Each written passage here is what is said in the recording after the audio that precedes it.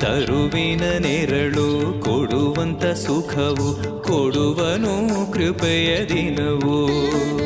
ಸ್ಥಿರ ಇರುವ ಮನ ಎನಗಿರಲಿ, ಶರಣಾಗತಿ ಎಂದು ಬರಲಿ. ಭಗವಂತನ ಪ್ರಿಯ ಮಗನಿವನ, ಸಾರಿ ಬದುಕು ಇರಲಿ.